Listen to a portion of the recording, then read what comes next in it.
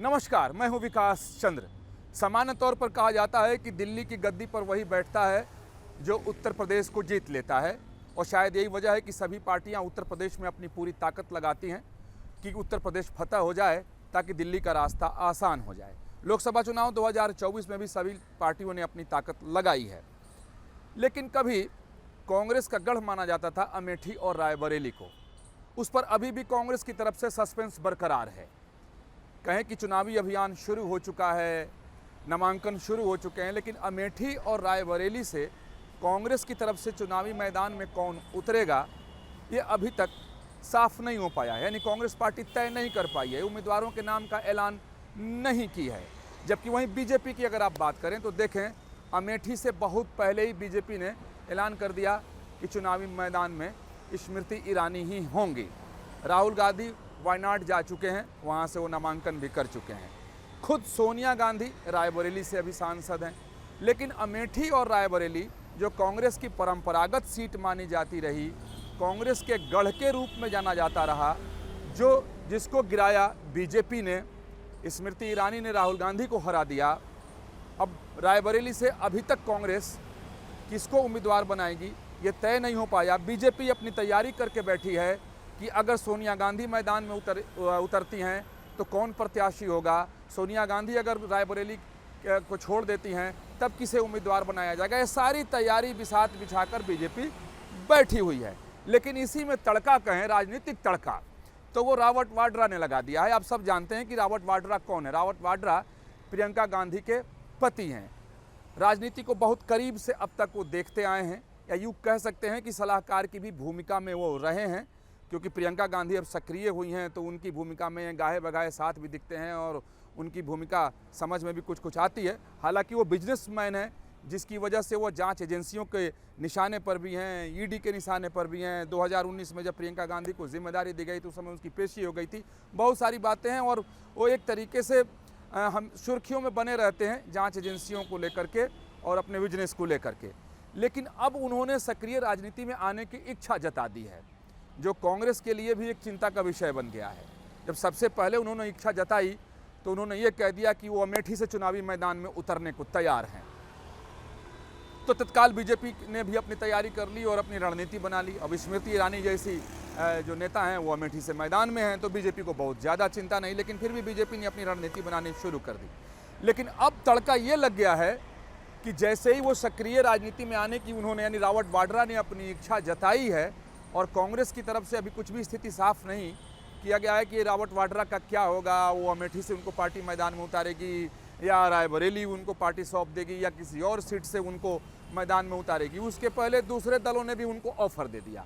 अब ये कांग्रेस के लिए चिंता का विषय हो गया है कि राबर्ट वाड्रा को दूसरे दलों से ऑफर मिल रहा है कि आप आएँ और हमारी टिकट से मैदान में उतर जाएं, यानी लोकसभा चुनाव 2024 हमारे सिंबल पे लड़ें। और राबर्ट वाड्रा भी अपनी इच्छा जता चुके हैं। हालांकि उन्होंने ये बात कहा है कि सही वक्त पर अपना वो पत्ता खोलेंगे कि वो सक्रिय राजनीति में किस तरीके से, किस ढंग से और कब से सक्रिय होंगे। लेकिन पहले वो मैदान में उतरने की बात कर चुके हैं, अमेठी का नाम वो ले चुके हैं। अब शायद कई वजह हो सकती है कि अमेठी का नाम उन्होंने लिया, चूँकि राहुल गांधी ने अमेठी छोड़ दिया। और अमेठी और रायबरेली को लेकर कांग्रेस हमेशा बहुत सतर्क रहती है और बीजेपी हमेशा तैयार रहती है कि ये कांग्रेस का गढ़ है तो इसको गिराओ, कांग्रेस से इसको छीन लो।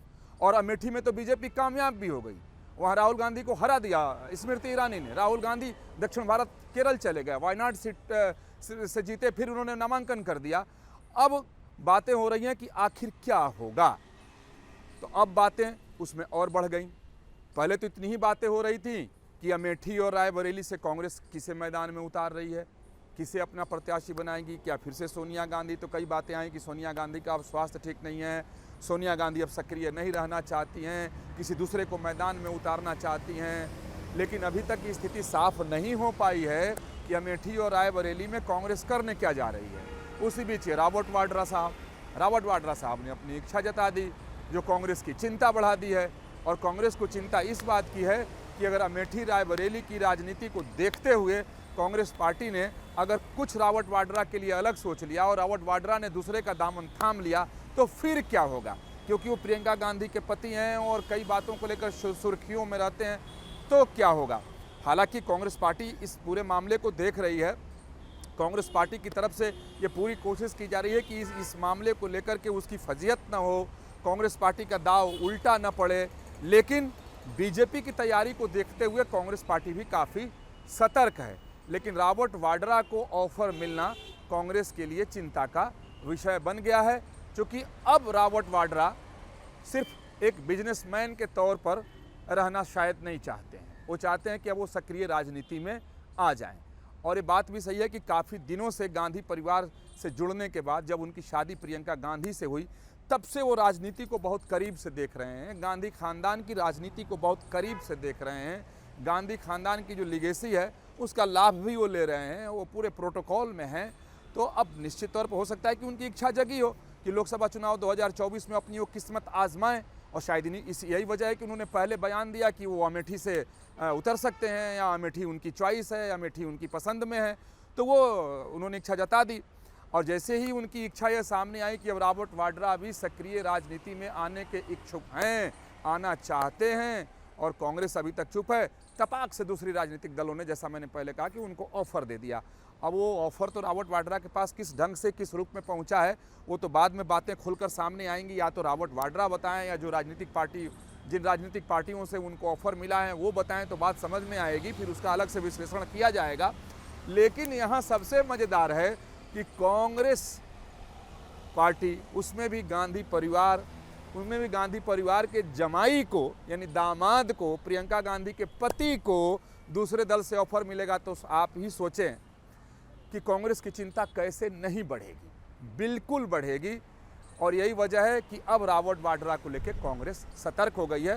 याद रहे कि अभी तक कांग्रेस ने बयान इस पर कुछ नहीं दिया है।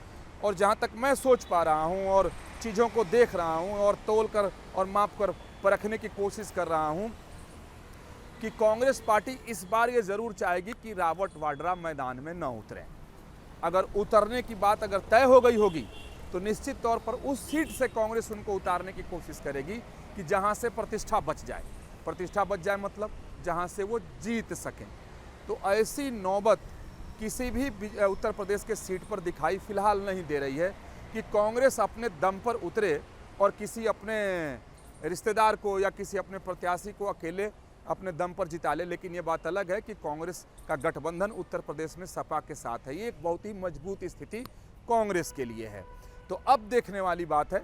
मैं भी इस चीज़ का इंतज़ार कर रहा हूँ और शायद आप लोगों को भी इस चीज़ का इंतज़ार होगा कि रॉबर्ट वाड्रा का अगला कदम क्या होता है। क्या कांग्रेस के टिकट पे वो मैदान में उतरते हैं, या जिस तरीके से कांग्रेस पार्टी में भगदड़ मची है, उसके अपने पुराने वरिष्ठ नेता पार्टी छोड़कर दूसरे दलों में जा रहे हैं, बहुत सारे बीजेपी में आ गए।